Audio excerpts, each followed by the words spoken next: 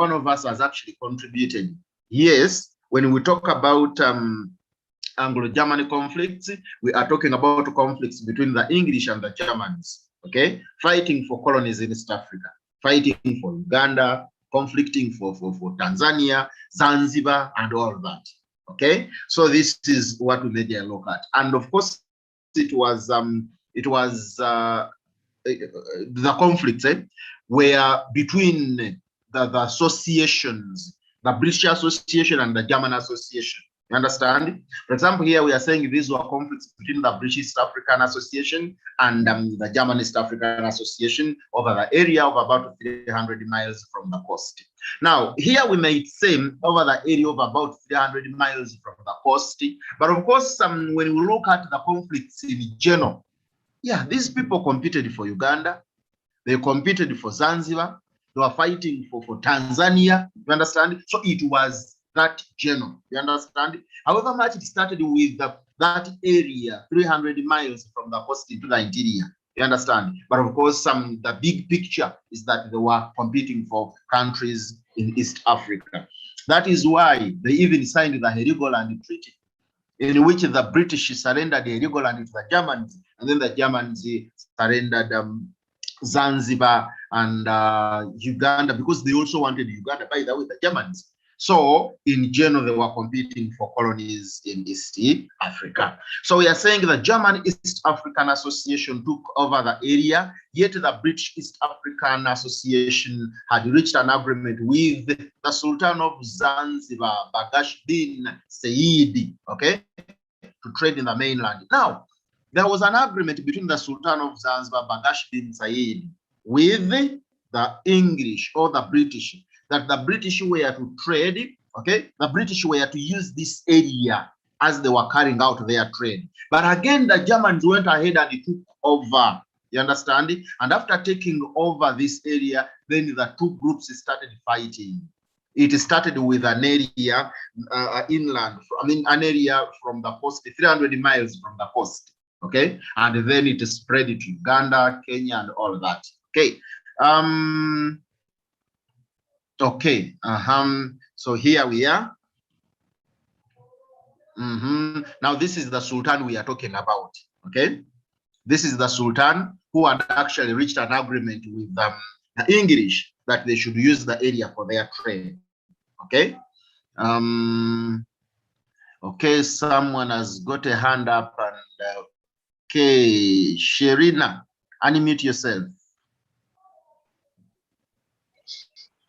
Morning, teacher. Good morning. How are you? Teacher, I've not understood the last point. Oh, what have you been explaining last? Oh, okay. Let us try to go back and see that. A moment. Okay.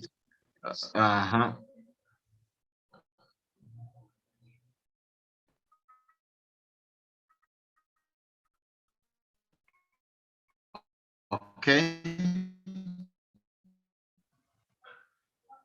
You get it. We were saying that the German East African Association took over the area from the coast to the interior, 300 miles. You understand? From the coast to the interior, 300 miles. Now, this area, the British had agreed with the Sultan of Zanzibar, Bagash bin Said, that they should use that area when carrying out their trade. But at the same time, the Germans took over that area. Are you getting it? And now the conflict was, fighting. We should be the one who's, for us who have even reached an agreement with the Sultan of Zanzibar, and now you, the Germans, have taken it over. You understand? That is why I was saying it all started with that area from the coast to the interior. But again, it is spread to other areas, Uganda, you understand? Because the Germans competed for Uganda at one time, okay? I think you've got that. Derek, you can unmute yourself. Excuse me, teacher. Yes, please. How did those conflicts happen, yet they signed a peaceful treaty before they colonized East Africa? Okay, in Germany, you understand? This is what you are talking about, 1884, right? Okay. No, you are saying the Treaty of 1884. Is it what you are saying? Now, they signed a treaty in 1884 that they should share Africa peacefully. You understand? But remember, there was even a clause that countries must occupy these territories effectively. For you to claim that this is my territory, you must occupy it effectively. Are you getting it? Now, the Germans had not occupied Tanzania or Tanganyika effectively.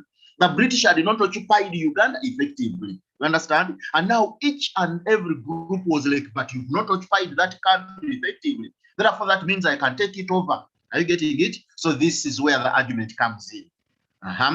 So I believe I've tried to answer you there. Then Grace, unmute yourself.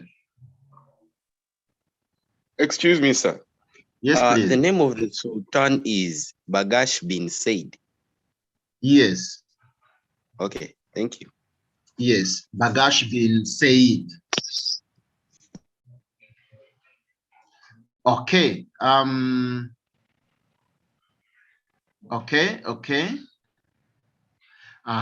So here we are, and I've been showing you. Okay, let me see.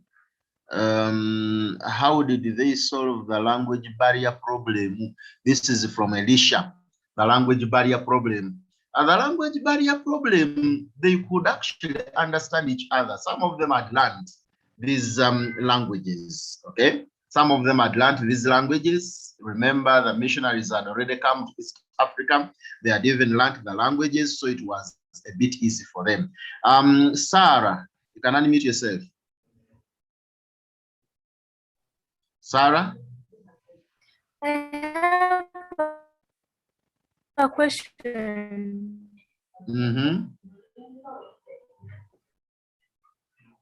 Yes. Yeah. Sarah, you are breaking. You can't I have a question. Oh, Sarah, you are breaking. We cannot hear you very well. Sorry about that, Sarah. We cannot actually hear you.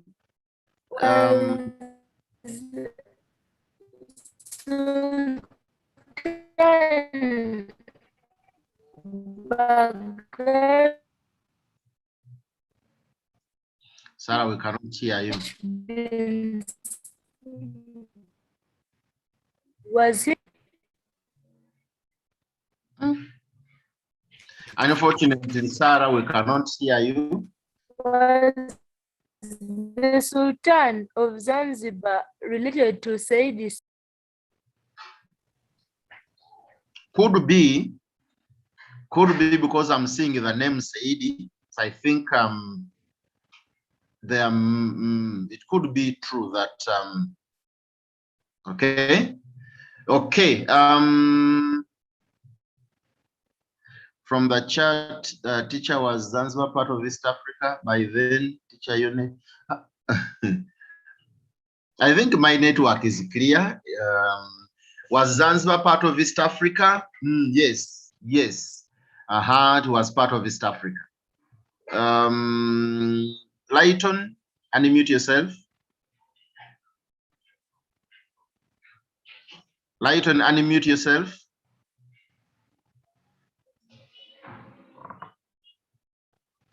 Lighton, unmute yourself. I think Lighton has issues. It's not unmuting. Okay. All right. So here we are, and I've been showing you the Sultan. Here is the man that had reached an agreement with.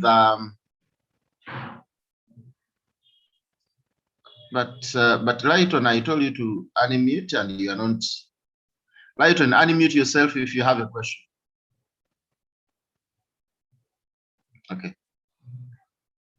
Okay. This is the Sultan we are talking about. You can see the image of the man we are talking about. Okay. Now, This is one of the reasons why these two groups conflicted. The British were also afraid that the Germans with their company might link up with the German East African Company in Uganda and push them out of Kenya. Are you seeing? There was the German East African Company already in Uganda. And the British were like, but these people might, use their German East African Company, okay? They might use this company, which was under the leadership of Karl Peters, and then they drive us out of Kenya. So like they were not so sure of each other. They were suspicious of each other. You understand? And then that is why they ended up conflicting. Then we have this other reason here, that between 1886 and 1890, there was a race for Uganda by the British and the Germans. You remember I told you that it was not mainly the other 300 miles from the coast. No, they also conflicted for other areas. For example, Uganda, you can see. So the Germans were also competing for Uganda. The British wanted Uganda at the same time. And why? Uganda was a landlocked country. Why were they competing for Uganda? They were all looking at the source of River Nile. The British had already occupied Egypt, and Egypt depended on the source, depended on River Nile. And then the British were worried that if any other power occupied Uganda, it would divert the waters of the Nile. And then their business in Egypt would be suffocated. That is why they were also fighting for Uganda. Okay. Yes, in 1890, Karl Peters signed a friendship treaty with the Mwanga, which worried the British. Remember, I told you the German East African Company was already here.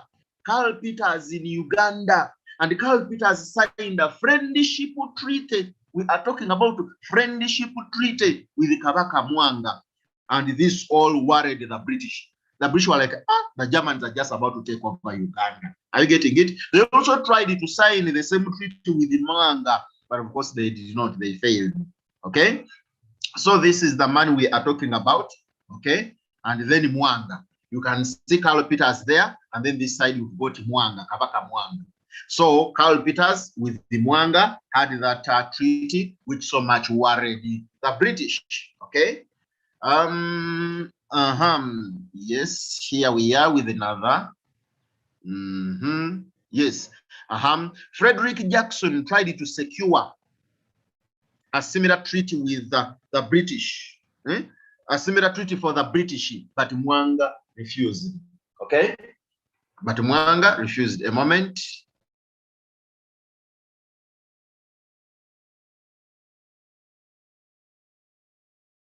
Okay. Yes, we are saying that Frederick Jackson tried to secure a similar treaty for the British, but Mwanga refused. You understand? And this all worried the British. Frederick Jackson, a representative of the British. Okay. And here we are. That is the man we are talking about. Sorry. A moment. This is the man we are talking about. Frederick Jackson. Okay, he tried to secure a treaty with Kabaka Mwanga, but Mwanga refused. All this worried the British. They were like, the Germans are just about to take over Uganda, yet we are also interested in Uganda. Okay. So we are saying that when it was rumored that the German commissioner would visit Uganda, the British anxiety heightened. There was even that rumor that the German commissioner was just about to visit Uganda. The British interested in Uganda, they are looking at the Germans advancing, you understand it? And at the end of that day, these two groups had to, it was not actually, a moment. Okay. Oh. You are someone saying you are moving too fast, like with the slides. Don't worry, you people, we are not copying notes here.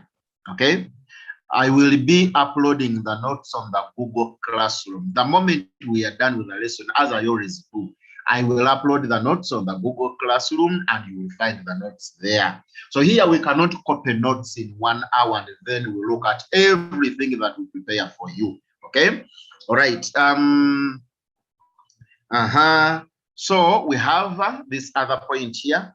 that between 1887 and 1889, the Mahdi besieged Emini Pasha, the Egyptian equatorial governor.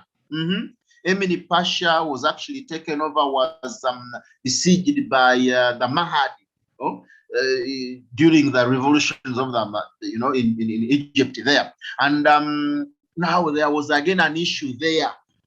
The British were like, we should go and rescue this man. Then the Germans, I think we should also go and rescue this man. Are you seeing? And now there was a tension. The Germans are saying if the British go there to rescue him, then the Germans will take over that area. And if the Germans were also like, if the British rescues this man, they will also take over the area. You see?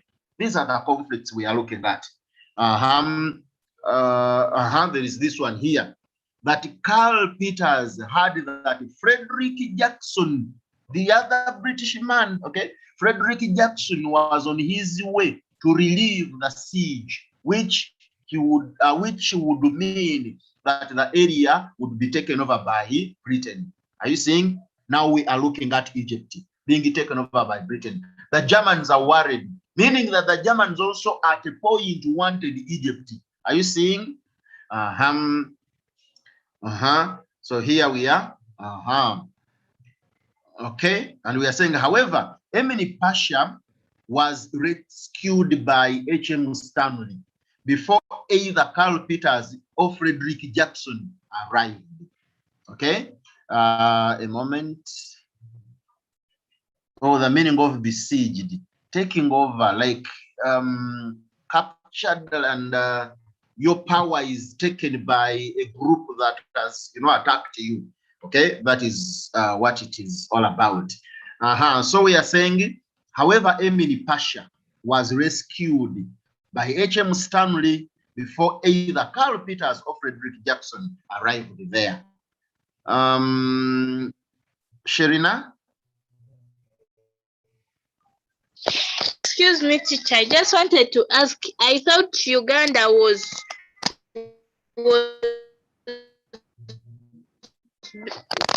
colonized. Sorry, Uganda was it? Colonized by Britain, and it was its colony. Why did the German want Uganda? And yet the terms of the Berlin Conference didn't allow any member to fight for a colony which was by the other country. Okay, thank you, Sherina, for that concern. Actually, someone raised that very point at the beginning. And I remember referring you to the same terms, that there was a term that for any power to claim a territory, it must have occupied that territory effectively. At that time, these powers had not occupied the East African countries effectively. They had interest in these countries, but they had not occupied them at the moment. So I think I've answered you. So they were fighting, they had not occupied them effectively. However much they agreed in Berlin 1884 to 85 that we should not fight for colonies. But there was a term that for you to claim that this territory is mine, you must have occupied it effectively. So I think I've answered you there. Okay. Yes. Okay. Okay. All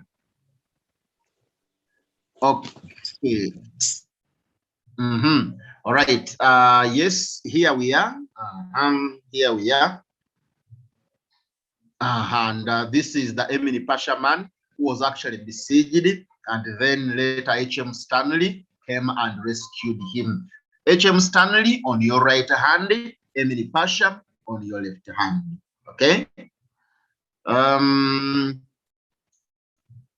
Joel, unmute yourself. So why were colonial powers interested in Egypt? It was a desert country.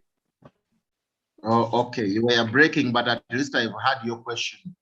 Why were these powers interested in Egypt? Yet Egypt was a landlocked country, a dry country, not a landlocked country, but a dry country. For your information, Egypt had a link to the Far East. Like for powers to go to India, to Asia, they were actually using Egypt as their gateway, simply because of which sea, the Red Sea, because they could connect, I think, to yeah, it was a gateway to Asia. That is what you should note. Okay, that is why they were so much interested in it. So I think I've answered you. Yes, here we are. You've seen Emini Pasha, then H.M. Stanley there. This is another. So we are saying in 1888, the Imperial British East African Company took over the job of protecting the British interests in East Africa. 1888, now they had started to fully occupy their territories, effectively occupy their territories. Okay. So now we've seen why they were conflicting. But again, how did the conflicts end? Because the conflicts ended, and then each and every power took over whichever state the power wanted. Are you getting it? Uganda was taken by the British. Kenya was taken by the British. Tanzania or Tanganyika was taken by the Germans. And this is now ending of the conflicts. How did the conflicts end? Automatically, they signed treaties. 1886, they had a treaty they signed, and they agreed upon certain things. Then in 1890, they again had another treaty, the Heligoland Treaty, in which they agreed that the Germans take over Tanganyika, then they are given Heligoland. You understand? We are going to look at that, okay? And here we are. Anyway, one might be interested in, giving us a point of how the conflicts were solved. You can participate, you can contribute. Sorry. You can contribute, waiting for someone.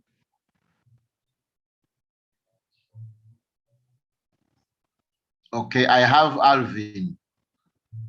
You can unmute yourself. There was border creation. Border, sorry? I've actually not heard you very well. Okay, Elvis. Yes, so the British and the Germans signed the Anglo-German Agreement of 1886 and the second one in 1890 to solve those conflicts. Thank you so much. This means that the conflicts were stopped or were ended peacefully through signing treaties, okay? The 1886 and the 1890 treaty, okay. Stella. The British and the Germans came to agreements through meetings that they had with each other, that they divided the territories they were fighting for among each other. Okay, still that is through peaceful means. They reached an agreement that you should take the other one and I also take this. Okay, through peaceful means, we are all rotating on the, around the same issue. Okay, all right, thank you. This is what I can. Okay, a moment. Okay, someone was actually telling me, he was saying their border creations. Tendo, I'm not actually getting it. He was saying their border. Anyway, the conflicts were solved through negotiations. Thank you. Yes, negotiations and drawing of. Okay. Here we are. The conflicts were solved through negotiations. Yes, negotiations. That one we've talked about it. These negotiations came to be known as the Anglo-German Agreements of 1886 and 1890. Okay, 1886 and 1890. Oh, there was border creations. Okay, thank you. Yes, there was border creations. That is it. Like the Uganda-Tanganyika border was extended westwards, like to reach Congo there. Okay. Okay, thank you. By 1886 agreement, the Sultan's dominion was limited to a 10-mile coast strip. The other Sultan we talked about, he was only given 10 miles. and then the rest was to be taken by the British and the Germans. You see, meaning that Africans slowly by slowly were losing control over their land and the territories. The Sultan also acquired the coastal towns of Bravat, Simayu, and Mecca. All this is agreement. They agreed that let us give the Sultan this, and then the rest is ours. Teacher, what are negotiations? That is from Nansubuga. Negotiations is sitting and agreeing on what you want. Okay, that is negotiations, sitting and then agreeing on what you want.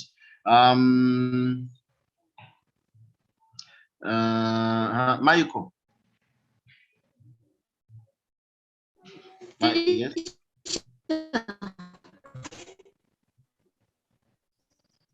Yes. What is the meaning of the word negotiation? Meaning of Okay. I've actually just talked about it.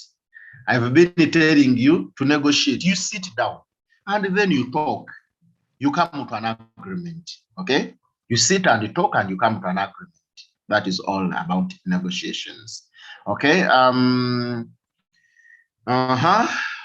There is this one here. The German sphere of influence was to consist of the area beyond the 10 miles coastal strip from River Ruvuma in the south to River Umba on the foothills of Mount Kilimanjaro. Okay, that the German sphere of influence was to consist of the area beyond the 10 miles coastal strip from River Ruvuma in the south to River Umba, okay, or Wumba on the north, on the foothills of Mount Kilimanjaro. Now, these people started sharing East Africa on paper. You understand that you are supposed to take over this area, then up to this area, and then I should also take over the other one to the other area. Still, we are rotating around the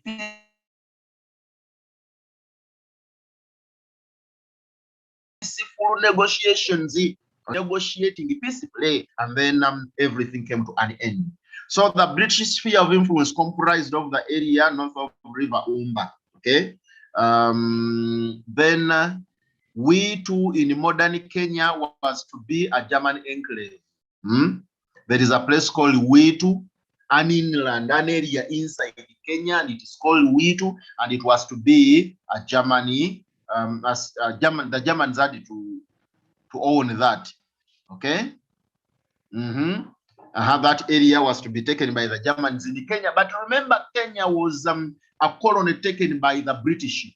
Are you getting it? But there was an enclave that was to be owned by the Germans in Kenya.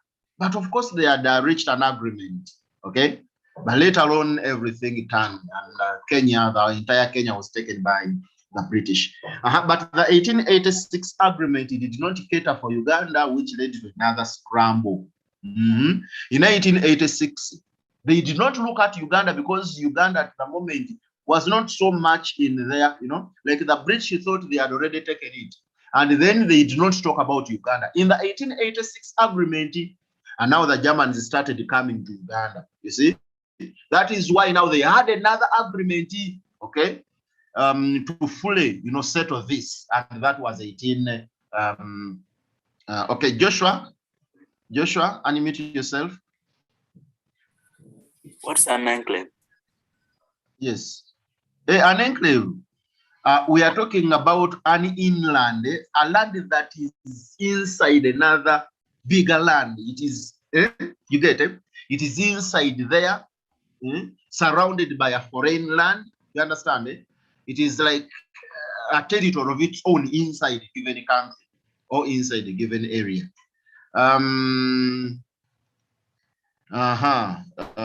I have what is the meaning of kata? Kata. I don't know the katoketa. I've not talked about that. Okay. Keta. This keta. Sorry. Okay. Now we said that agreement did not cater. This one here. That it did not look at Uganda. It did not consider Uganda. Are you getting it? The agreement did not look at Uganda. The agreement looked at Kenya, the coast there, you understand it? But they did not look at Uganda. And that is why now the Germans from that time started looking at Uganda. And then they also had to have another agreement, and that is 1890, to also settle the issue of Uganda and other areas. Okay? The result was the 1890 Heligoland Treaty, meaning that if they did not cater for Uganda in 1886, now they also had to have another agreement, 1890, in which Uganda was also catered for. Okay, not only Uganda, you know, but Uganda was also catered for in the 1890 agreement. Okay. Yes, by this treaty, Britain got Uganda while Germany received the Heligoland in compensation. Okay, majorly we are focusing on Uganda, but the Germans did not only, the British did not only get Uganda in the 1890 Heligoland treaty. No, they even took over Zanzibar. Are you getting it? So, but we are looking at Uganda, okay? And we are saying Uganda, of course, went to the British after the treaty of 1890, and they also got some other areas, and they surrendered Heligoland to the Germans. And Heligoland, I've been talking about it. It is found in the North Sea. Okay. Okay. Okay. Someone wants to know more about enclave. It is an inland. It is a territory inside a foreign land. Now, for example, we said that the Germans were to take over Witu, and it was inside Kenya. Now, it meant that this area was foreign in Kenya. Are you getting it? That Witu was foreign in Kenya. Yes, it is in Kenya, but it is taken to be a foreign territory. Something, an area inside it. Okay. Okay.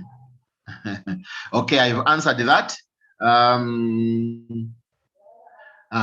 So we are saying Zanzibar, Pemba, and Mafia were to be under the British. So you are seeing this is now the Heligoland Treaty. And that is why I told you that the Heligoland did not only look at Uganda. The Heligoland also looked at Zanzibar, Pemba, Mafia, and we are saying all of these were taken over by the British.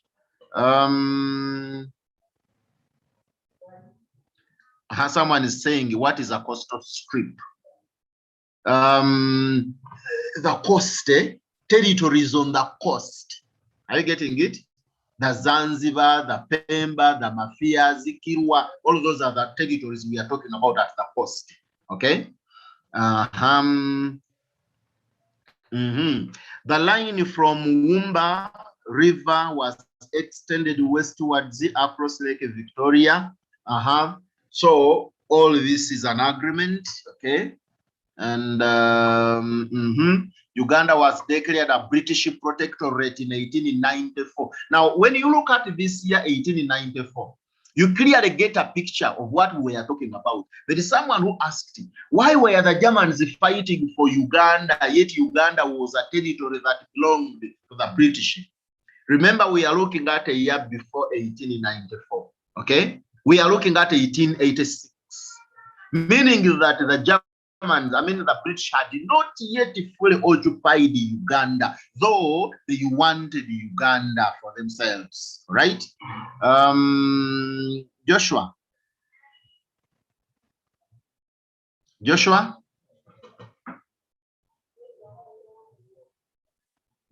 unmute yourself.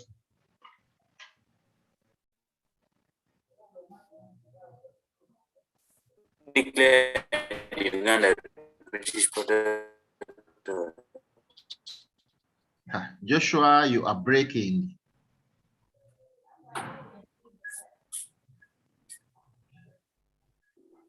Joshua, you are breaking. Declared Uganda British protectorate. Who declared? Are you saying who declared? Yes. Oh, who declared Uganda British protectorate?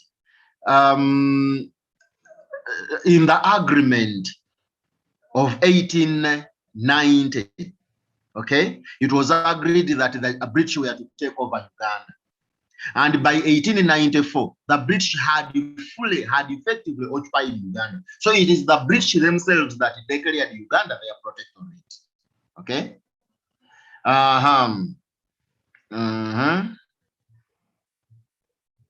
When was Uganda recommended a British protectorate? Recommended or declared? 1894. Here, Anita. Sorry, a team. 1894. Here, you've seen that. Yeah. Okay. The Uganda-Tanganyika border was extended westwards to Congo border. I even talked about this, that the Uganda-Tanganyika border was extended westwards to Congo border. Okay.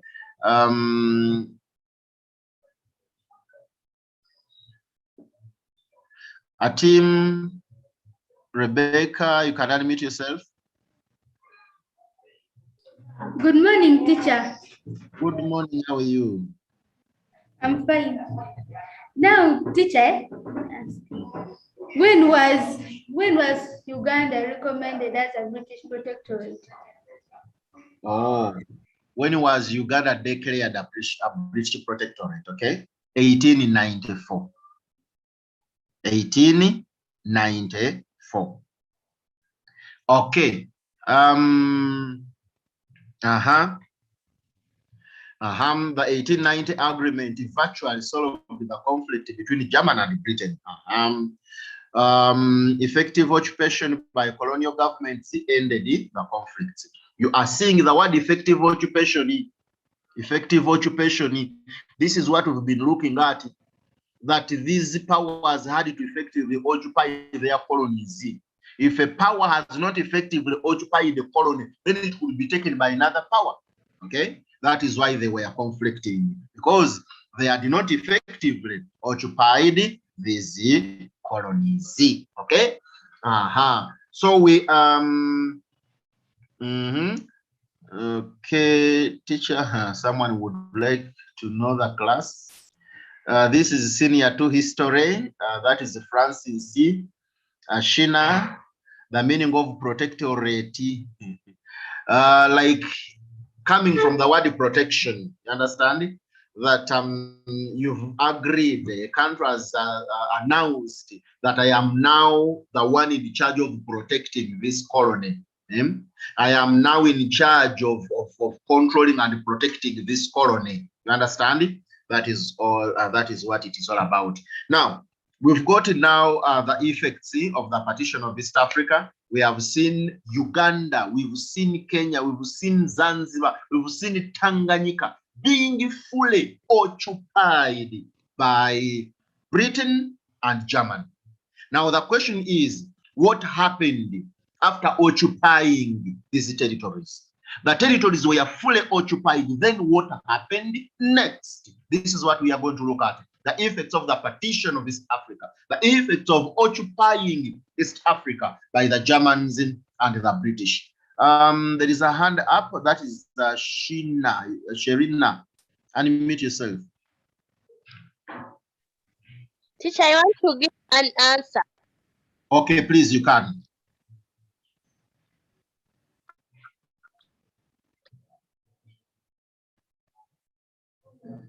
Sherina, we've not heard actually anything from you. African countries lost after the... I don't know that you are saying African countries lost their independence. I think that is what we are saying. Yes? Pardon, teacher. What have you been saying? African countries did what?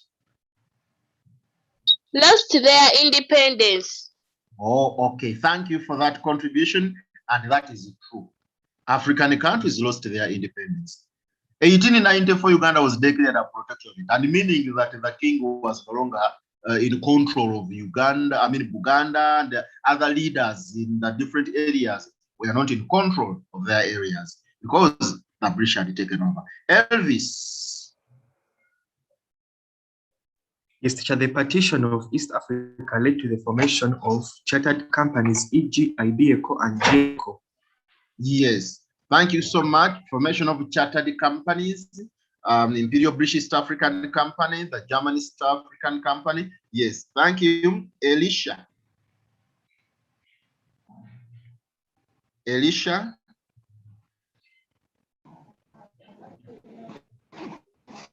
It led to the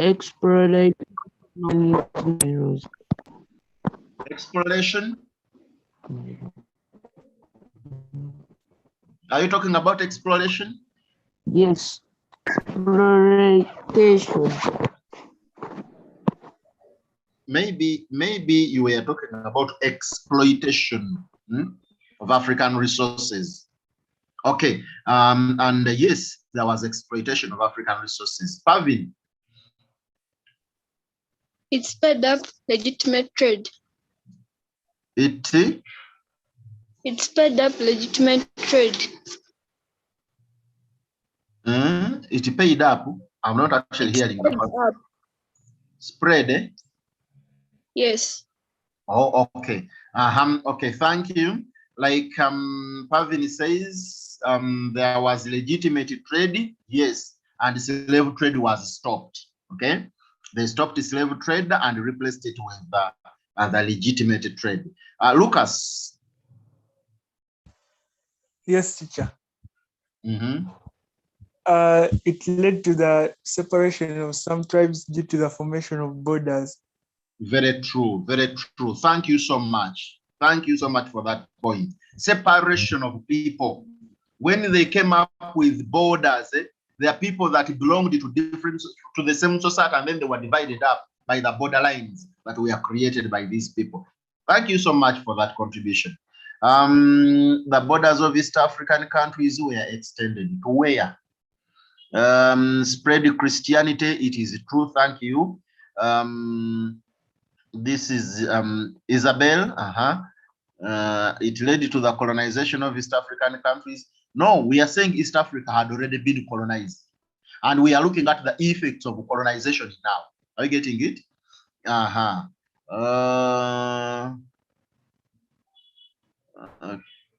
Okay. Then the last message here, it also led to the development of the countries that were colonized by other foreign countries, developing the countries, meaning that the colonialists that took over East Africa developed East Africa. Yeah, that is true. Displacement of people after drawing the borderlines. This is true. This is true. Thank you so much, Isabel. Agricultural methods were introduced. New methods of farming. Thank you so much. Ayebare says it led to civil wars between who and who? Civil wars between who and who? Ayebare. Okay. Okay, there was direct rule. Yes, they employed the direct rule. That is true from Shina. Then Jesse, Islamic faith was stopped. Yes, not actually stopped, but Islamic faith, there is a way they limited its spread. Yeah, the spread of Islam was limited by the occupation of East Africa by the Germans and the British. Division of people, this is very true. Nansubuga, someone talked about it, and it led to formation of rebellions. Rebellions, of course, when Africans were fighting to get back their independence. The Mau Mau of 1952. Okay. All right. Civilization of East Africans, that is very true from Isabel. Thank you so much. Taxes were introduced like a gun and heart tax. That is true. Thank you so much. That is I don't know whether secret something like HOD okay, thank you. Taxes were introduced. Yes, thank you. It led to displacement of people. Ryan, yes, true. Thank you. Okay. Okay, Pavin, you can unmute yourself. It increased missionary activities. Missionary activities. Yes, thank you so much. Then Ranjo, unmute yourself. Yes, teacher. Are you hearing me? Yes, I can hear you very well. Yes, teacher. There was Western informal education was introduced, which replaced informal African education. Yes, thank you so much. Formal education was introduced, which replaced informal education. Mirembe. Mirembe.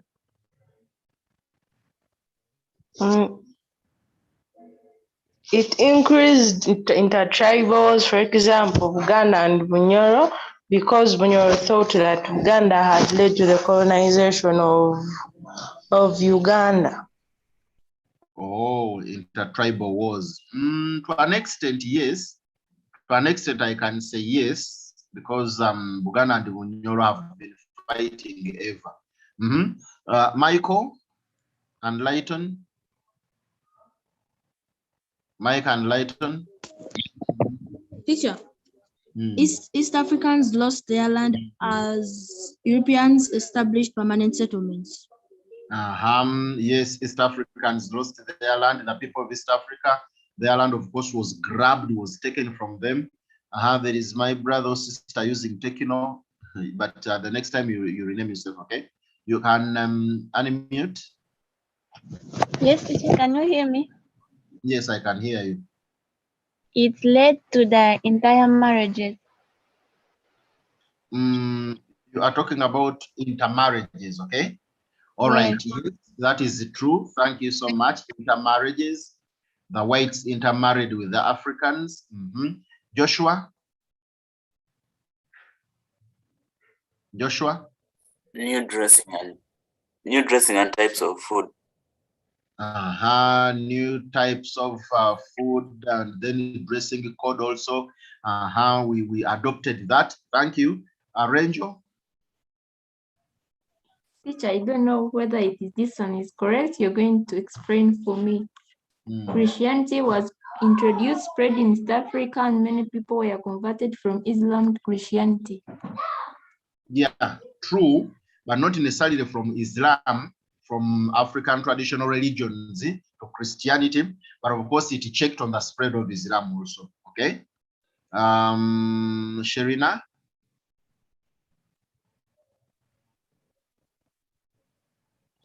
Sherina?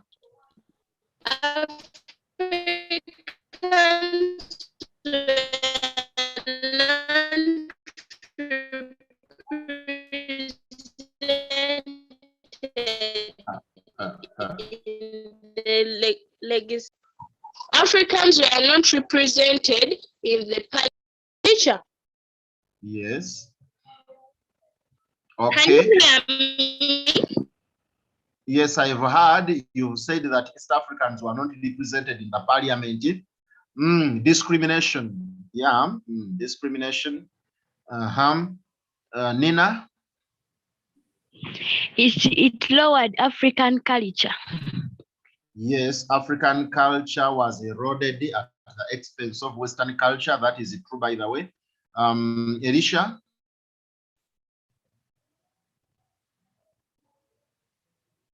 Nimrod? Nimrod, sorry. Teacher.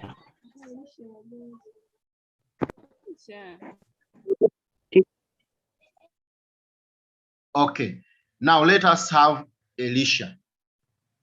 Unmute yourself. Teacher, they overthrew something. They overthrew some kings and reduced their powers. Yes, that is true. Mwanga lost his power in Uganda. That is true. Nimrod, sorry. Missionary activities in East Africa. Missional activities increased in East Africa. Now, thank you so much, people who have contributed. Almost all the points that I prepared, you people have mentioned. Almost all the points I have for you, you've mentioned them. They overthrew the kings. Yes, that is true. From Elisha, it resulted into death of some Africans who tried to oppose. That is true. Loss of lives from Lana. That is true. Okay, thank you so much, all of you that have contributed. These points we've given them. Loss of independence, you've given. We are not wasting time there. East African people lost their fertile land, you've given it. Okay. It resulted into forced labor, for example, in Tanzania, yes. Overtaxation of the East African people that made them very poor, yes. Nina, unmute yourself. Nina, Yes, unmute yourself. it stopped some harmful cultural activities which were practiced by Africans. Yes, that is true. Thank you so much for that point. The Africans were forced to grow cash crops, which they could not eat. Yes, growing of cash crops at the expense of food crops. Thank you so much from Tendo. Okay. All right. There is this other point here. It increased the number of Europeans to East Africa. That is true. Like Michael. Teacher. Michael, yes.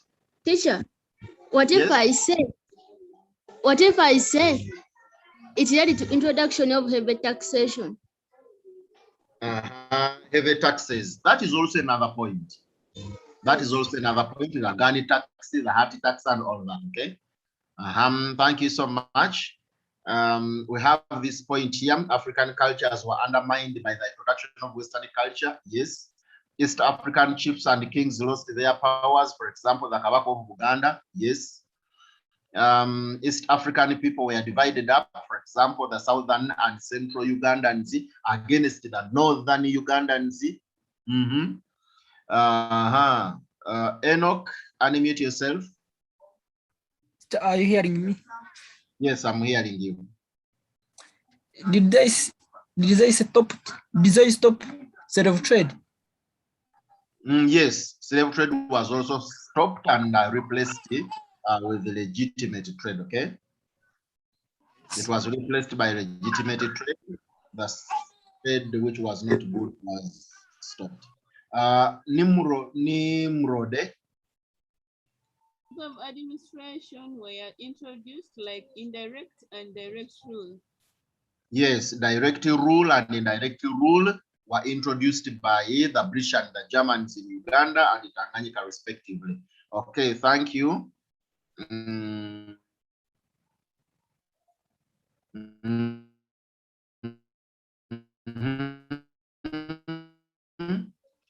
We have this other point, young African people. You've contributed this point, you've given it to us. The partition checked. Okay. I think you are in position to hear me. The partition checked on the spread of Islam in some areas. Okay. And people have given us that point. The East Africans learned the white man's technology. The East Africans learned the white man's technology. Schools were constructed. Hospitals were constructed. There was also introduction of new crops in East Africa, for example, coffee, tea, cotton, among others. Okay. There was improvement in infrastructures, for example, areas, roads, etc. All of these points you've given them. Thank you so much. East African minerals were fully exploited for the benefit of Europeans. Yes, East Africa. There is someone who actually gave this point, and instead of using the word exploited, he was using exploration, and I remember clearly it. Okay. Joshua, unmute yourself. They got new styles of building houses. New styles of building houses. That is true. Thank you so much. Were also introduced.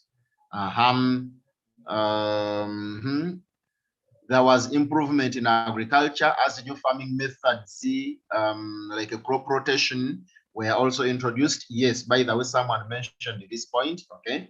Then there is this one that I did not separate. Number 20, new boundaries of East Africa were drawn, and as a result, tribes were detribalized. This is true. People were divided. Okay, people were divided by coming up with boundaries. Nimrod. Africans who tried to oppose European rule were killed. Yes, that is true. Thank you so much. Oh, okay.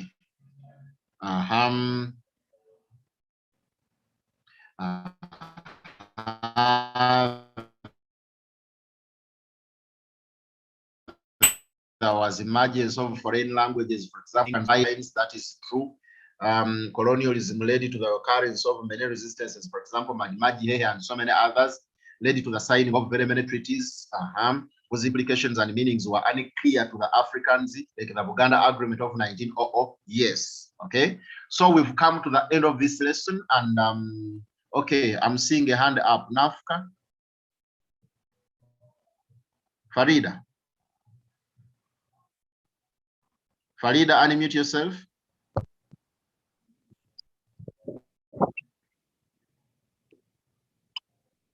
Say something. Our time is Chair, I've not understood.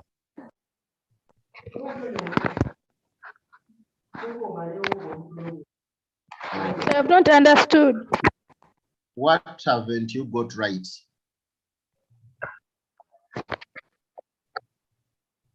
What haven't you got right?